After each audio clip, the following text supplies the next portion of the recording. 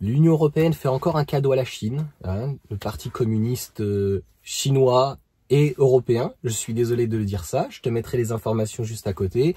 J'ai pas eu beaucoup de temps donc ce week-end, mais ça va être encore une vidéo réflexion, puisque finalement l'Union européenne qui veut arrêter strictement les véhicules thermiques, d'une manière globale, eh bien, laisserait sous-entendre aujourd'hui qu'elle laisserait la part belle à l'hybride rechargeable ou éventuellement au prolongateur. Je vous laisserai aller voir mes vidéos là-dessus. Je ne vais pas me réexpliquer quelle est la différence en fait entre un hybride rechargeable et un prolongateur.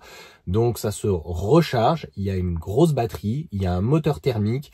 La seule différence, c'est que le moteur thermique n'est pas utilisé pour être des roues directrices, donc être le moteur, mais être le prolongateur, et donc le thermique va être utilisé pour recharger donc la batterie.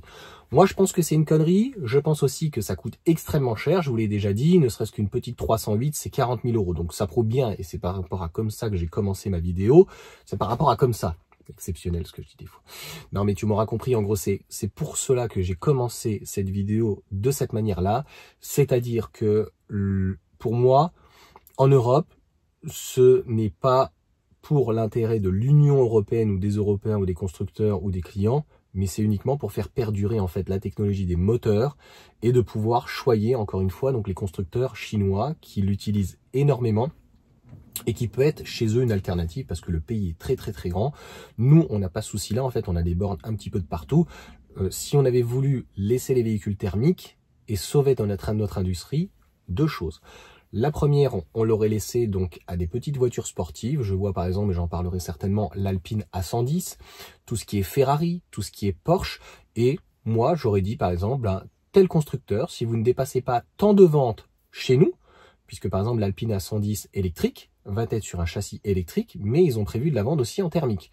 Et on sait très bien que de toute façon, on ne peut pas faire un bon châssis et thermique et électrique. Donc ça sera un châssis donc électrique qui sera adapté pour sur du thermique. Donc je sais pas trop ce que ça va donner, ça on en reparlera donc dans une autre vidéo. Donc de ça, et la deuxième chose c'est quel était l'intérêt en fait à grossièrement un papy et à une mamie, en tout cas des gens qui sont des petits rouleurs entre 1000, 2000, 3000, 4000 km. Alors je tiens à rappeler, des gens qui vont dire ouais mais si c'est pour rouler 5000 km autant faire du vélo. Je viens de te dire qu'éventuellement c'est des papy-mamies. Quand c'est l'hiver et qu'il fait froid, mais ta cagoule. Non mais des fois tu peux avoir éventuellement un petit peu de givre. T'as tes pneus neige, enfin il n'y a aucun problème. Laisse les gens en fait la liberté d'avoir un véhicule même s'ils font pas beaucoup de kilomètres par an. S'il la garde 20 ans et qu'il fait 3000 km, c'est son problème. Et puis c'est pas pour, je pense, aller chercher sa baguette de pain. C'est peut-être pour aller voir de la famille, c'est peut-être pour faire 20 km d'une manière ponctuelle ou d'aller à l'hôpital.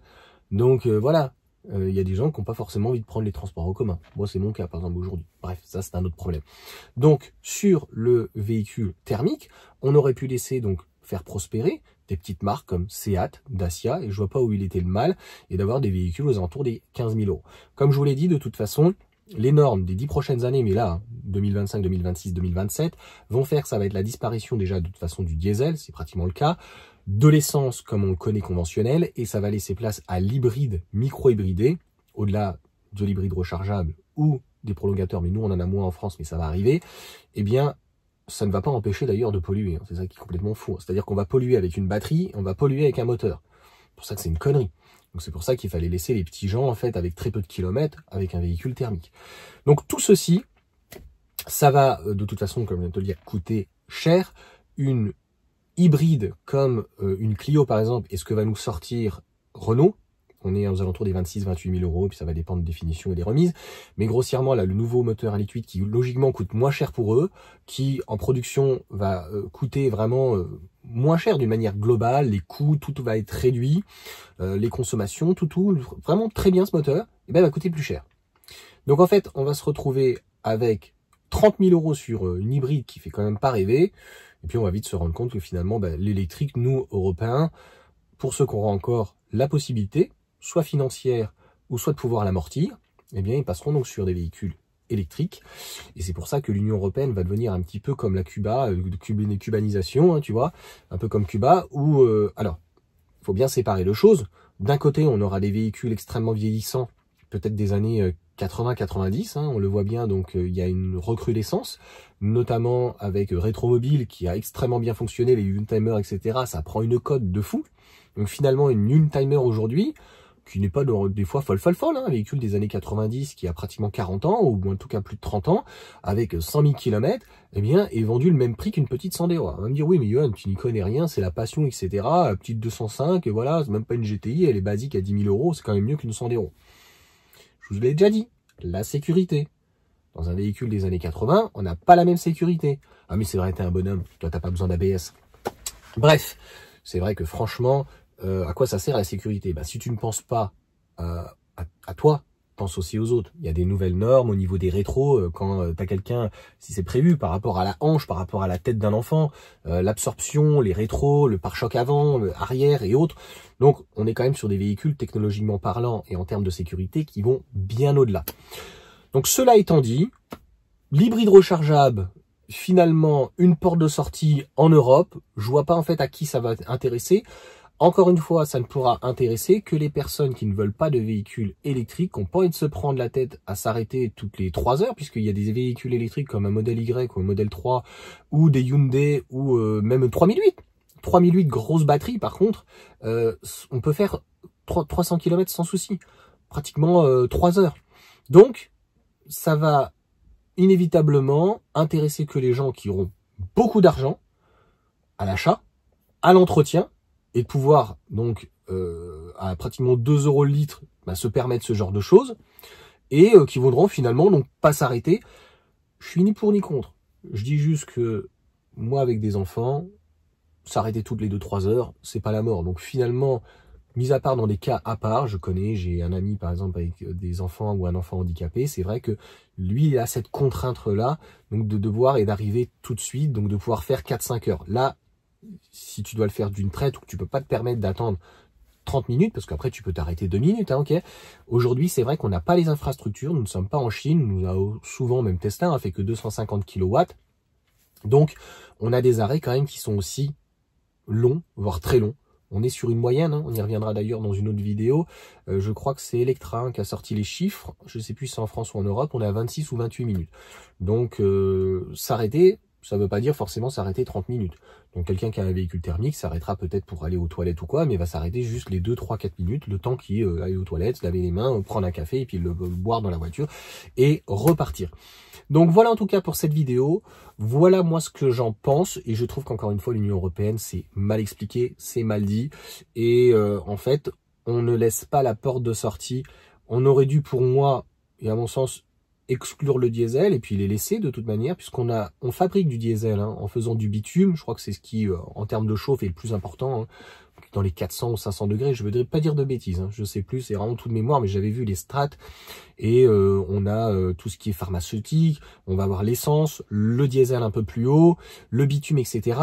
Et on fait du GPL aussi, donc en fait inévitablement les différentes chauffes du pétrole, si on peut dire, dans une raffinerie ou autre, eh bien, va apporter en fait, raffiner donc une matière, donc première matière première, donc pour différents usages. Donc le diesel, encore une fois, moi j'y suis pas contre, mais je pense qu'il faut être un gros rouleur, 30 à 50 000 km et hors de la ville, sauf que si tu fais 30 à 50 000 km, pour moi, un véhicule électrique s'inscrit complètement là-dedans. Il faudrait donc dans ces cas-là avoir des charges un petit peu plus importantes, régulières et des puissances de véhicules peut-être plus importantes. Certes, ça c'est un autre problème, mais ça arrivera donc par la suite. Et l'hybride rechargeable, c'est clairement pas la solution, puisque on le voit de toute façon, l'Union Européenne qui voudrait autoriser, ça permettra la taxe. Et donc la nouvelle taxe de toute façon qui arrivera après le CO2, elle arrive l'année prochaine, logiquement. Je crois qu'elle est déjà là pour cette année. Enfin, je regarde même plus les taxes, que ça m'écoeure en fait. C'est pour te prendre de l'argent encore à celui qui peut se permettre d'avoir. Tu vois? Donc il y en a certains qui ont abandonné, ils sont à pied, en bus et tout. Je dis pas que c'est mal, mais on est encore une fois dans la confiscation. Voilà, puisque on est passé de 80 à 90. Moi, j'y suis pas pour. C'est-à-dire que 90, faisons des voitures plus sécurisées, faisons des routes en fait qui soient plus sécurisées et arrêtons en fait de taxer en fait les péages à fond parce que finalement on se retrouve avec énormément de camions.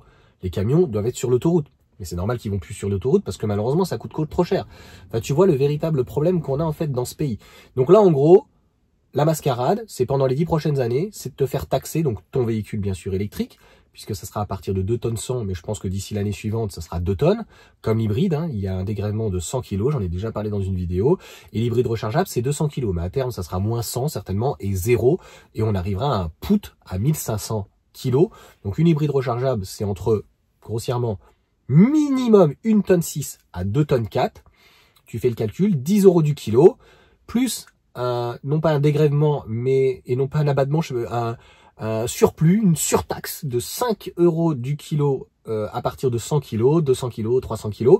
Donc 15 €, 20 €, 25 €, 30. Et donc logiquement, à partir de 2 tonnes, tu es à 30 € du kilo. Donc un GLC par exemple, ou un Porsche Cayenne, enfin voilà, c'est pour les gens qui sont riches, enfin qui ont de l'argent en tout cas. Mais même un 3008 qui serait aux alentours des 2 tonnes, tu vois, un hybride rechargeable, eh bien, il est tout juste à la limite de payer donc à partir de ces 2 tonnes, 3 € du 30 €, 3 €. 30 € du kilo. Ben voilà, sur un GLC, c'est pas non plus une voiture c'est une voiture premium, chère, mais c'est pas non plus, voilà, c'est peut-être un 4 sub, mais c'est pas un ultra riche, tu vois ce que je veux dire. Donc 300 mettons kilos à 30 €, ça fait 9 000 €. Donc je pense qu'ils ont trouvé encore une fois la parade, vu qu'à terme, ils anticipent qu'il n'y aura plus de véhicules thermiques ou hybrides peut-être, donc vendus, parce que l'hybride au final aurait empêché cela, tu comprends?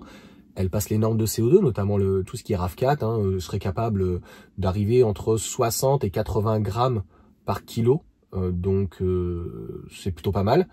Et au niveau du poids, surtout les petites citadines, elles passent, donc on aurait pu les laisser. Mais non, ils ne veulent pas nous laisser cette porte de sortie, tu comprends? Donc la porte de sortie, ça sera électrique ou hybride rechargeable. Peut-être que l'électrique, tu auras un dégrèvement et tu passeras entre les mailles du filet encore. Mais on sait très bien que l'hybride rechargeable, c'est très cher, pire des deux mondes, mais en plus se fera mastraquer donc fiscalement, le fisqué, et en gros, avec donc le poids. Est-ce que, et on en finira là dans cette vidéo, parce qu'on va pas parler pendant 3 heures, mais est-ce qu'ils ont prévu de faire une autre taxe après le CO2, la masse, donc le poids sur le véhicule vendu neuf, et une taxation spécifique à terme sur le véhicule, par exemple, électrique, qui serait bien sûr mesquine, hein, parce que c'est ça le but que les gens n'ont pas compris, c'est-à-dire que le CO2, il est pour les véhicules qui sont finalement non hybridés, donc diesel et puis les dépollutions essence, ok.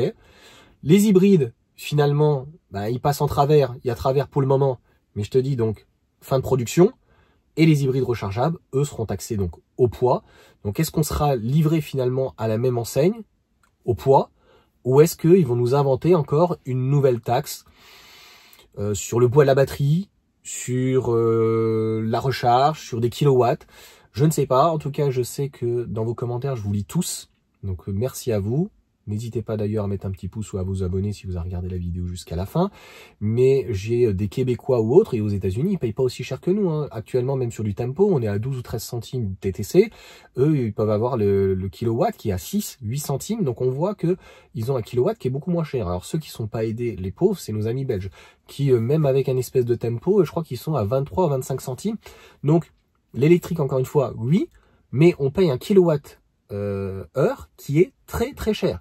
Et on le sait, c'est de la faute de qui? Alors là, je suis désolé, hein, c'est l'Union européenne. L'Union européenne qui a décidé de prendre la pire des centrales, je sais plus où elle est dans le nord de l'Europe, n'importe laquelle, hein, que ça soit thermique, nucléaire ou quoi, celle-ci je crois de mémoire est au gaz. On se fixe sur celle-ci et on détermine le prix du kilowattheure sur la pire centrale. Bravo les mecs, si t'as pas compris que c'était une guerre contre les peuples et tout ce qu'ils veulent, c'est notre pognon, et en plus pour leur filer aux autres, et à eux surtout, parce que là, ça suffit. Allez, ciao à tous.